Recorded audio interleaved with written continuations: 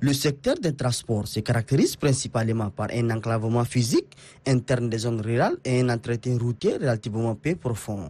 C'est dans ce sens qu'une mission conduite par le directeur général adjoint des infrastructures, Maldoum Boribada, se trouve à Faya, province de Borkou. Aussitôt arrivée, la mission Suivi Évaluation a visité les travaux de construction et d'aménagement de la route Faya, Kirdimi et Muski, qui s'étend sur 500 km. Les travaux de cette route en terre ordinaire sont exécutés par le groupe GEMIA. Selon le directeur général du groupe GEMIA, Albert Mathis, les travaux sont exécutés à 95%. Pour lui, le groupe GEMIA accompagne le gouvernement de transition dans sa politique de développement durable.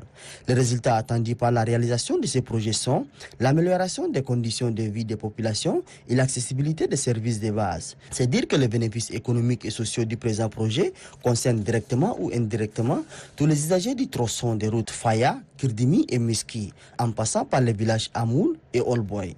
Pour le chef de mission, Maldoum Boribada, cette descente sur le terrain permet de produire des connaissances et de tirer des leçons, aussi bien en matière de performance dans la mise en œuvre des projets que sur le niveau d'atteinte des résultats escomptés. Constater l'état d'avancement des travaux sur l'axe Faya-Meski, long de 500 km globalement, et le niveau d'avancement des travaux est très avancé.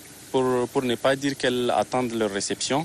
Les travaux sont au-delà de 80%. Donc nous apprécions vraiment le niveau d'avancement et la qualité des travaux qui est réalisé par l'entreprise. Après la visite des travaux réalisés par le groupe GEMIA, le directeur général adjoint des infrastructures, Maldoum Boribada, s'est arrêté à l'entrée de la ville de Faya pour échanger avec les responsables de l'entreprise Satom, qui va lancer le bitumage de la voirie urbaine de Faya dans les tout prochains jours.